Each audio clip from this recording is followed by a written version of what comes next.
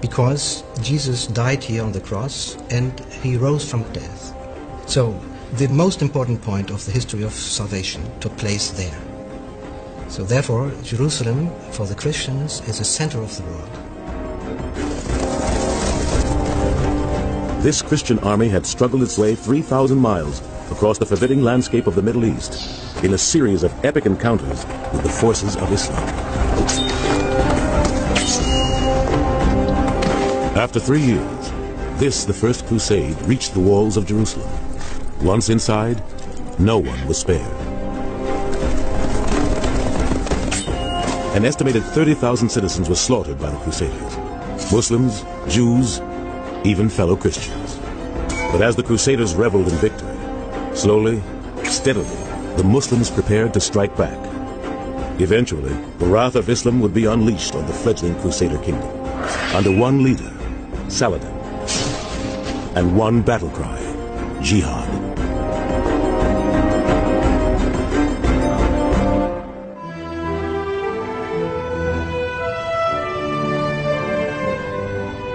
When Jerusalem was taken, during the First Crusade, the killings were horrible. The Jews who'd gathered in the temple were burnt. Promises made to Muslims that Muslim women and children would be allowed out free were violated with impunity. To Muslim eyes, 2 of their holiest shrines were now defiled. The Crusaders stabled their horses in the Al-Aqsa Mosque and at the Dome of the Rock, where the Prophet Muhammad is said to have ascended to heaven. They tore off the Islamic symbols to reconsecrate the mosque as a church. In the heart of Jerusalem, its gleaming new crucifix boasted to the Muslims that this was now a Christian city. They were just stunned and shocked by the violence, the brutality, the killings that were inflicted on them, and what shocked them even more, that this was done in the name of Christianity.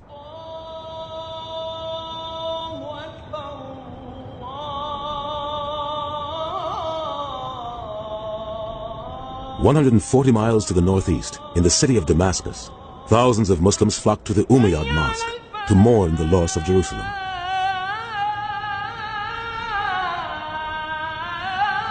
Imagine the scene here when the news arrived from Jerusalem to the Damascene people that Jerusalem was captured. Not only captured, but the Muslims and Christians there, fellow Syrians, were massacred in their thousands. Every little corner was filled by men, by soldiers, taking their turbans off, moaning, weeping, and discussing what should happen. Though the will of the people to rise up against the Christian invaders was strong, in 1099, the Muslim world was in no position to mount a counterattack. To the most celebrated Islamic chronicler of the age, Ibn al-Athir, the reason was clear. Its leaders were hopelessly divided. Once the Christians were conquering and settling in our territories, the rulers and armies of Islam were fighting amongst themselves. This caused much discord and disunity among the people, and weakened their power to fight the Christian enemy. The culture of Islam was magnificent, and big advances had been made in the sciences and mathematics. Nonetheless, the political institutions of Islam had not succeeded in creating a society which could be stable. And what we saw emerging was strong local rulers and what we can describe as city-states. Since the death of Muhammad, the Islamic world had been split between 2 competing doctrines: the Sunni orthodoxy of Baghdad and Aleppo, and their bitter rivals, the Shia, who held power in Cairo. To defeat the Christians, they would need one leader who could unite the strength of the Muslims under the banner of war. This was the greatest fear of the Crusaders, a major Muslim counterattack.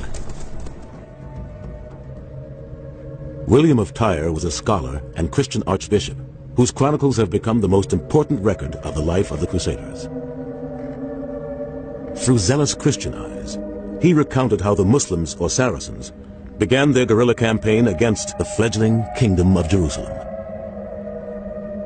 The entire country surrounding this city was inhabited by infidel Saracens who were cruel enemies to our people. Even within these city walls, there was scarcely a place where one could rest in security.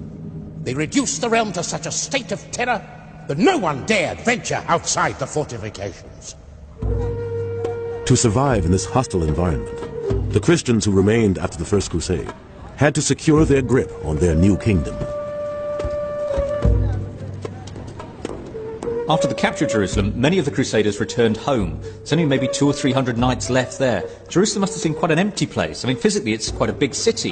What the Crusaders had to do, of course, was to try and hold on to that, trying to consolidate it, and also try and get more people out there. That was the crucial thing.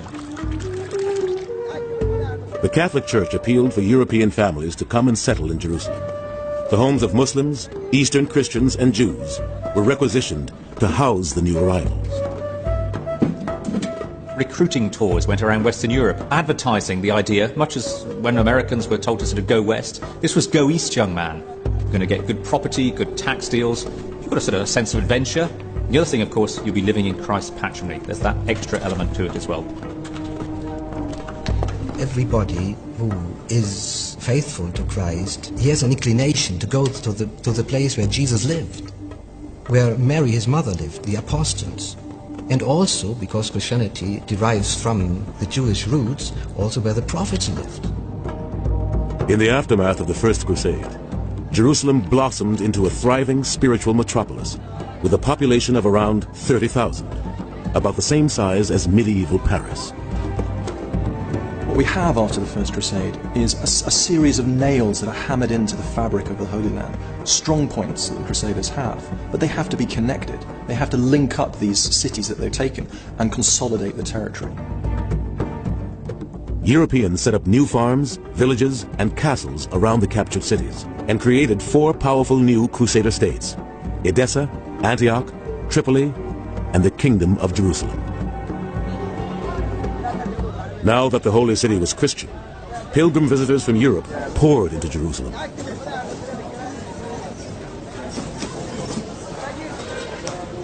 Every year, thousands of them flocked here, determined to walk in Christ's footsteps and to worship at the holy places. Like tourists of today, they needed advice on food, drink, where to stay, healthcare, and they also needed a guidebook. The top attraction in this 12th century guidebook was the Church of the Holy Sepulchre. Rebuilt by the Crusaders to house the key holy sites under one roof, it was a spiritual tourist complex for thousands of faithful visitors. The guide also included the essential destination for every traveler: the souvenir shop. Hi, I'd like to buy some souvenirs, please. Yes, please. What do you want? Yeah, the holy water actually is what I was most interested in. Can you tell me a little bit about it? Yeah, you've got holy water, holy oil, holy incense, holy earth. Where does the water come from? The water comes from River Jordan. Right. It has been blessed inside the Church of the Holy Sepulchre. Okay. Do you want anything else? Rosaries, holy oil, holy earth? No, I think with the holy water. No, that's fine. It's the holy water I was really after. Thank you. Good. Thanks very much indeed. Thank you, sir. In the back streets of Jerusalem, the pilgrims found not just souvenirs, but also a taste of foreign food. Pilgrims needed to eat, and this is the notorious street of bad cooking, fast food for the Middle Ages. Now, it's quite possible, of course, that you're going to get ill, and you're going to need some help. Let's look at the guidebook and see what they have to say about it. Next to the Holy Sepulchre is the hospital, in which a great crowd of sick people is collected. The total of persons at the time when I was present was 2,000. Between night and day, there were sometimes more than 50 corpses carried out, but again and again, there were new people admitted. On capturing the city, the Crusaders had taken over the Hospital of St. John. Here, Christian pilgrims who fell ill were cared for by the men who took holy vows of chastity, poverty, and obedience. Known as hospitalers, they soon took on a military role to ensure the safe passage of thousands of pilgrims to and from the Holy Lands. All along the way are bandit bands lying in wait for you, waiting to pounce on you. So much so that a pilgrim in the early 12th century, writing an account of pilgrimage, said that the road from Jaffa to Jerusalem was littered with the bones of dead pilgrims, and that if you were with pilgrims and one of your friends, one of your buddies was killed, don't stop to bury him, because the grave you dig, he said, will be your own.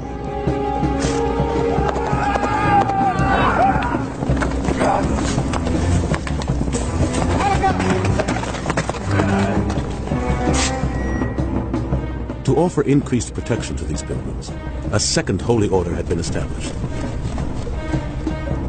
Combining a monastic way of life with the bearing of arms, this brotherhood believed fighting off the infidel was both an act of charity and a way to salvation. They became known as the Knights Templar, taking their name from their headquarters, the ancient site of the Temple of Solomon. Both of these military orders would quickly become for the Muslims the most feared and reviled symbols of the Crusader occupation. They both become immensely powerful as monastic orders and as political forces in the Crusader states. They're able to do this because both the Hospitallers and the Templars develop military strength. They become the elite fighting troops of the Crusader states, and they're essential to the survival of this world. To underpin the defense of their new kingdom, the Templars and the Hospitallers oversaw the construction of a chain of castles. The most magnificent was Crat de Chevalier in modern-day Syria.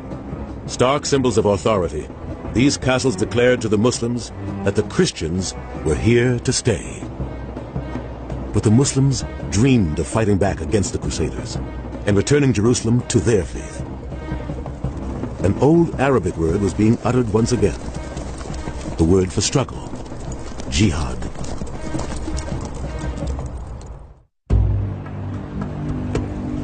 Through the early 12th century, men across the Muslim world began to talk of rising up under the banner of jihad against the Crusader occupation. The jihad is the key element in the armory of Muslim ideology.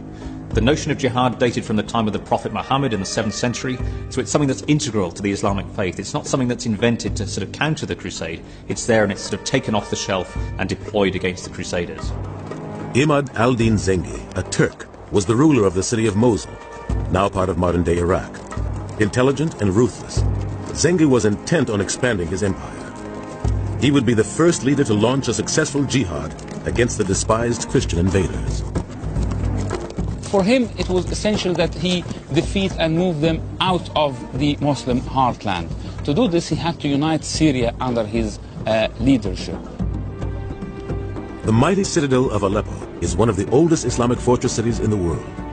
The Knights of the First Crusade had never dared to attack it. Like most of the Muslim world at the time, it was an independent city-state with its own ruler.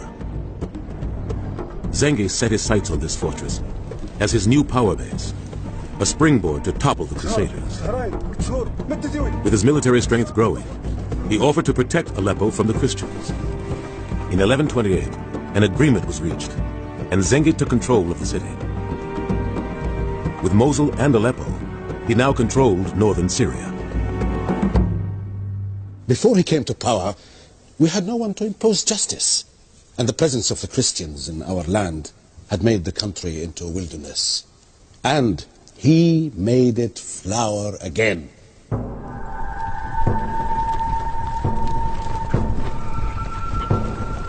It took Zengi nearly 20 years of brutally fighting his fellow Muslims before he finally united northern Syria.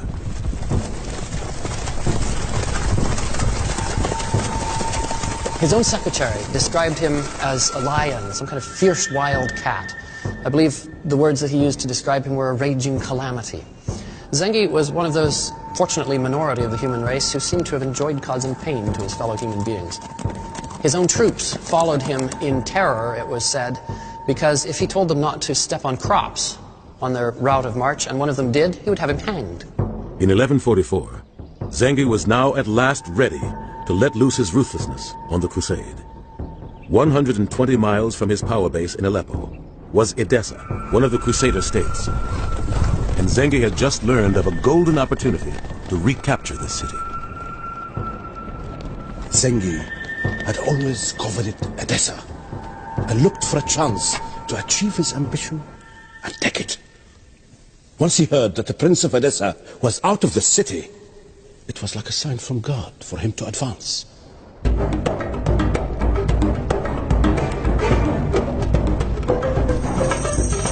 Nearly half a century after the foundation of the Crusader states, the Muslims were finally about to strike their first counterblow. Zengi besieged the city with an army of 30,000 men.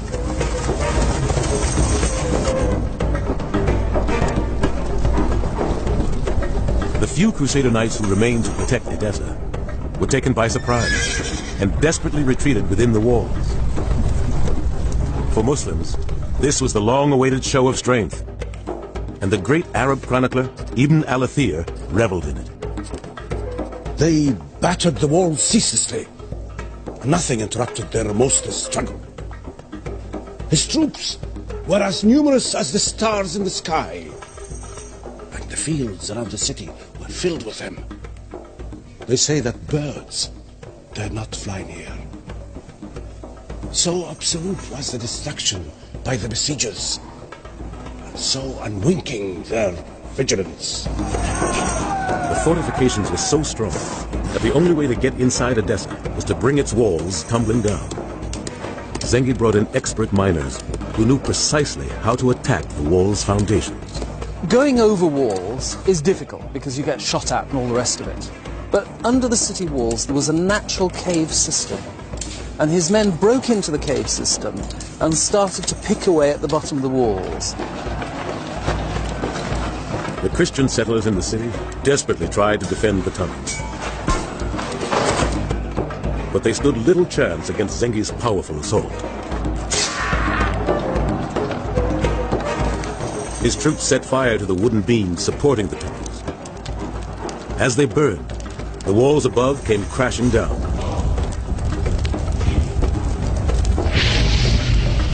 Tunneling is actually very effective, and very quickly Zengi's troops broke into the city.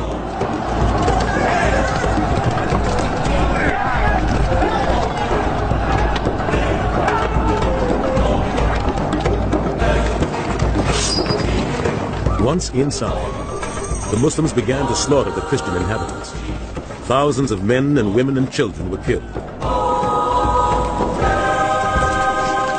William of Tyre chronicled the terror of his fellow Christians as they fled to the safety of their citadel, the tower in the heart of the city. The more prudent of the citizens rushed to the citadel so that they might at least preserve their lives, if only for a short time. At the gate there was such a crush of people trying to enter that because of the press of the crowd many were suffocated and died miserably.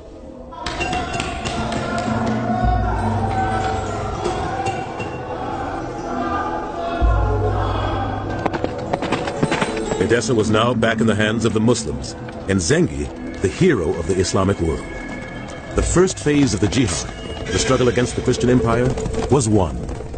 The taking of Edessa marked an important stage in the taking back of Jerusalem, because what it created was the feeling we can do it.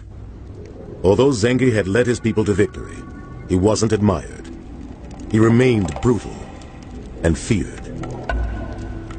He had told one of his slaves that the next morning the slave would be killed for having offended Zengi in some minor way. And the slave, assuming that his life was over anyway, decided to take Zengi with him that night. As the mighty Zengi slumbered amidst his proud army, ringed by his braves with their swords, he perished. Neither riches nor power were of use to him. 2 years after the taking of Edessa, the 59-year-old Zengi was murdered in his bed. The hopes of the Islamic world might have died with him. But there was another willing to take up the challenge. His own son, Nur al-Din, a man who would prove to be a very different leader than his father.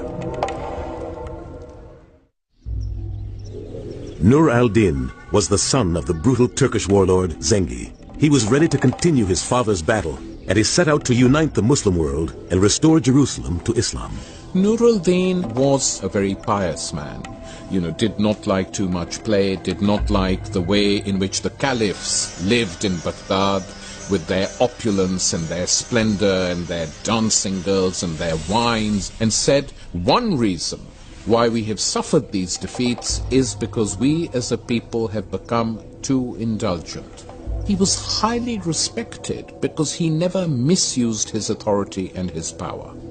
The Christians saw the rise of this new leader as a serious threat to the Crusader kingdoms. His message was simple and direct: unity and jihad. Nur al-Din's vision was very straightforward. Our countries have been occupied by the barbarians, and we have to free them. And the only way to free them, they have waged holy war on us, we will wage a holy war against them.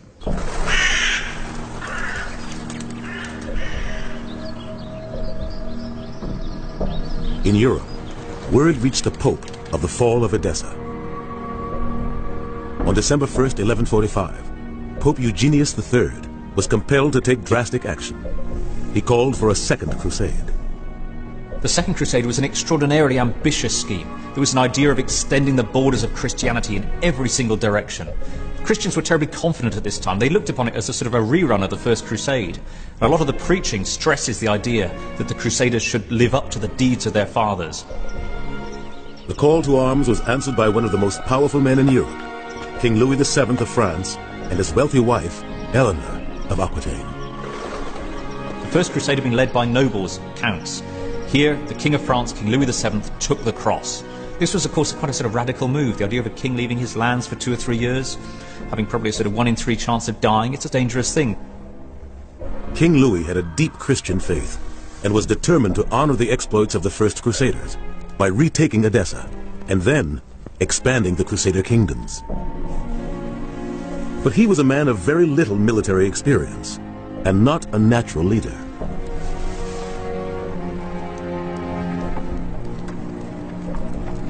In May 1147, he set off on the Second Crusade, leading an army of more than 30,000. At the heart of his fighting force were 300 highly skilled Knights Templar. It took Louis's Crusader army nearly 5 months to cross Europe, from France to Asia Minor. The journey took them through the rugged landscape of central Turkey, along this still intact Roman road. The logistical problems of the Second Crusade were pretty frightening, because they decided to move inland through the mountains of southeast Anatolia, through this kind of terrain, in winter. Now that's a very bad time of the year to be moving. Very little food in the countryside. We know that they were almost entirely dependent on what they could carry. Many of the roads they were on high mountains like these in the background, narrow terraces, animals are falling off, men desperate to keep the food. But logistical problems weren't the only challenges the Crusaders faced. The route took them through Turkish land, where they were in constant fear of attack by the local Muslim forces. You have to think, although this is mountainous terrain, there's plenty of open land. Over here, the Turks would be hovering, ready to pounce on any sign of weakness. The strength of the army lies in its compact, tight formation. By now it was winter, and harsh weather conditions caused the Crusaders to lose their tight formation. The heavily armed vanguard became separated from the main body, and the slow wagon train led by Louis and Eleanor was left behind and exposed. It was just the opportunity the Turks needed. Christian historian William of Tyre interpreted what happened next as a punishment from God. In battle array, they fell upon our forces. It was fought at close quarters with the sword, and brought death and destruction to the Christians. In punishment for our sins, the infidel conquered. An army was reduced to a very few. That day, the glorious reputation of the Franks was lost. Louis and Eleanor escaped, but thousands of Crusaders were killed. To restore discipline, the humiliated Louis surrendered control of the march to the Templars. The battered Crusader army staggered on to take refuge in Antioch, a city they had taken on the First Crusade.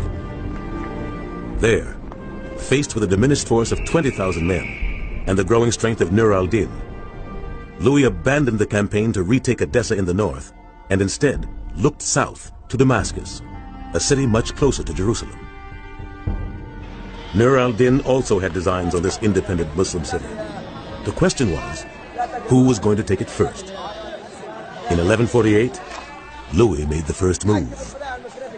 The attack on Damascus could be seen as a preemptive strike against Nur ad-Din. He ruled Aleppo. If he was to take Damascus to the south, it would be the first time a Muslim had governed these two key cities. The whole eastern flank of the Crusader states would be governed by one single man with growing power, growing wealth, and a great, great threat. While in the past, Damascus had been an ally of the Crusaders, it had recently become hostile. The people of Damascus got really terrified because no one else before came that close to the city walls.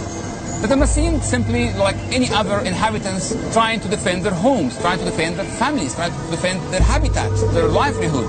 The Damascenes could have called on the ruler of Aleppo, Nur al-Din, to rescue them, but that would mean surrendering their independence. They were determined to defend their city themselves. They were really defending Islam against the Crusaders, against the Frankish army, and they were really looking to die, to go to heaven, according to their beliefs. If there was one man who embodied their spirit of defiance, it was 71-year-old lawyer Al-Findalawi. His story has become part of the folklore of Damascus. His tale is still told today by storytellers in the city cafes. The Crusaders believed in their evil hearts they could take Damascus.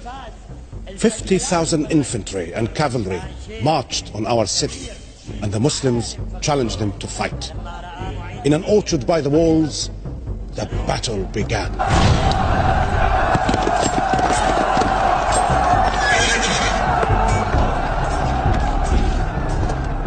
Al-Findalawi, the old lawyer, was determined to fight the infidel. So he went into battle, striking down Christians in the orchard like a man possessed.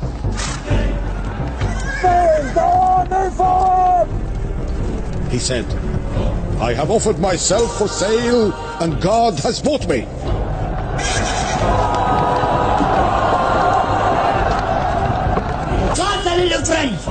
هجم عليهم ضربنا والرماه والخامس لعن امه بعجبه. But through the night, the townspeople became demoralized by the horror of the fighting. After a fierce struggle, the Crusaders overwhelmed the Muslims and closed in on the city walls, closer than any army in ancient or modern times.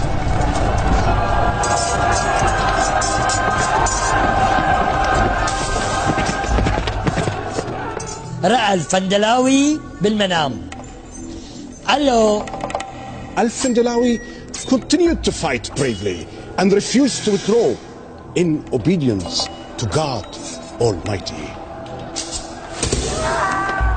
But alas, he fell in battle, a martyr for the faith. For days, the battle raged in the orchards surrounding the city, and thousands of Muslims lost their lives. The proudly independent Damascenes now had little choice. They sent word to Nur al-Din, pleading for him to send his army. It was just the news Nur al-Din had been waiting for, but it left Louis with a crucial decision: to stay and fight a growing Muslim opposition, or to retreat. If they withdrew from Damascus, they felt they would be shamed. If they stayed and fought, they might be defeated. So what they actually did was the worst of all worlds. They shifted their siege from one side of the city to the other, and then decided they had to retreat anyway. This was military incompetence.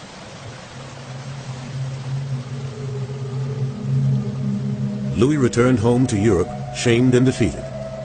After so much hope, expense, and suffering, his Second Crusade had ended in disaster. Not only had he turned his back on the Christian kingdom of Jerusalem, he had strengthened the resolve of the Muslims. For Christians, the consequences were calamitous. They abandoned the siege and returned home. As a result, fewer people undertook this pilgrimage thereafter.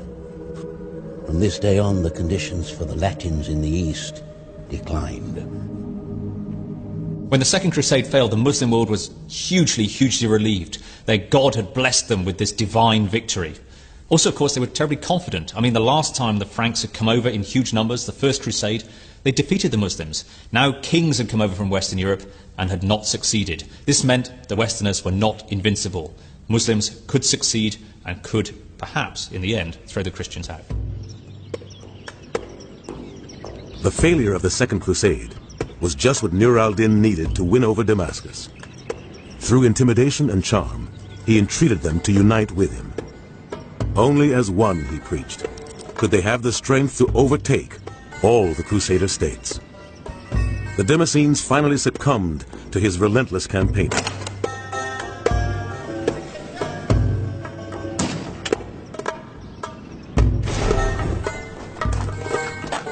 In April 1154, they invited him to enter the city. People rejoiced at the prospects of good times ahead. Rich and poor, peasant and artisan, they all offered their prayers to grant the Emir a longer life and victory over the Christians. They were throwing rice, petals, flowers, people really shouting, hooraying him and praising his courage, and really they were happy.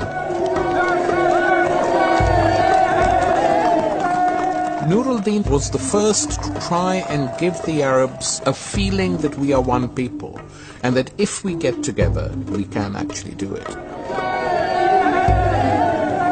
For the first time, the two powerful, wealthy cities of Muslim Syria were united under the same ruler, a man focused on the jihad. Thousands of Muslims flocked to the Umayyad Mosque to mourn the loss of Jerusalem.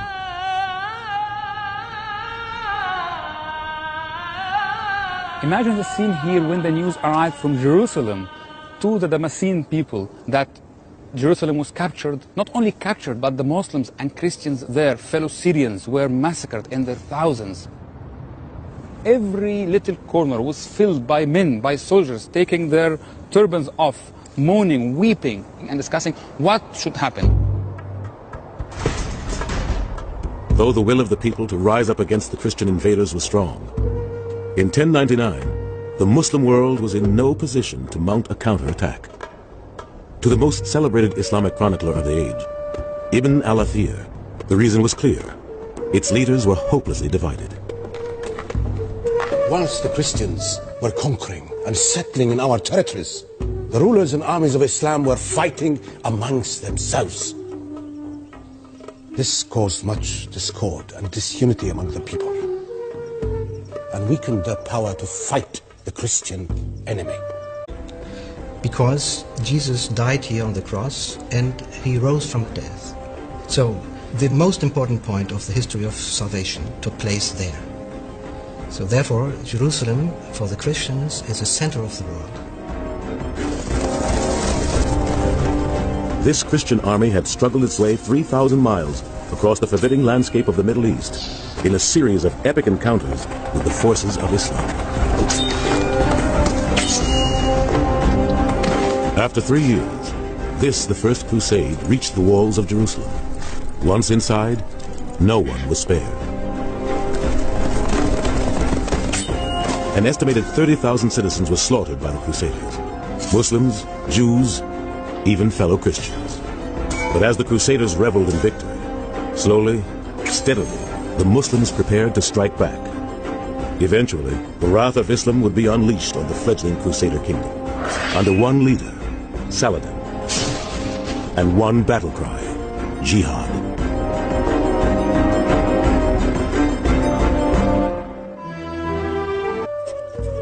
The culture of Islam was magnificent, and big advances had been made in the sciences and mathematics.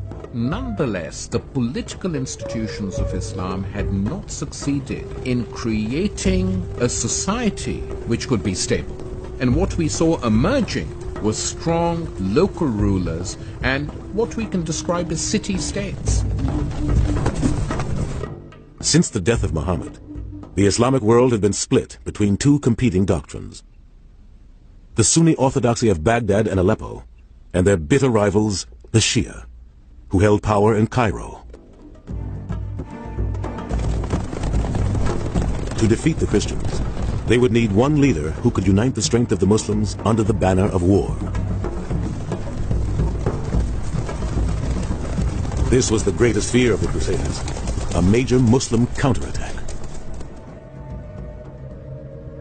William of Tyre was a scholar and Christian archbishop whose chronicles have become the most important record of the life of the Crusaders. Through zealous Christian eyes, he recounted how the Muslims, or Saracens, began their guerrilla campaign against the fledgling Kingdom of Jerusalem. The entire country surrounding this city was inhabited by infidel Saracens who were cruel enemies to our people. Even within these city walls, there was scarcely a place where one could rest in security. They reduced the realm to such a state of terror that no one dared venture outside the fortifications. To survive in this hostile environment, the Christians who remained after the First Crusade had to secure their grip on their new kingdom. After the capture of Jerusalem, many of the Crusaders returned home. There's only maybe 200 or 300 knights left there. Jerusalem must have seemed quite an empty place. I mean, physically, it's quite a big city. What the Crusaders had to do, of course, was to try and hold on to that, trying to consolidate it, and also try and get more people out there. That was the crucial thing. The Catholic Church appealed for European families to come and settle in Jerusalem. The homes of Muslims, Eastern Christians, and Jews were requisitioned to house the new arrivals. Recruiting tour. When Jerusalem was taken during the First Crusade, the killings were horrible. The Jews who'd gathered in the temple were burnt. Promises made to Muslims that Muslim women and children would be allowed out free were violated with impunity. To Muslim eyes, two of their holiest shrines were now defiled. The Crusaders stabled their horses in the Al-Aqsa Mosque and at the Dome of the Rock, where the Prophet Muhammad is said to have ascended to heaven. They tore off the Islamic symbols to reconsecrate the mosque as a church. In the heart of Jerusalem, its gleaming new crucifix boasted to the Muslims that this was now a Christian city. They were just stunned and shocked by the violence, the brutality, the killings that were inflicted on them, and what shocked them even more, that this was done in the name of Christianity.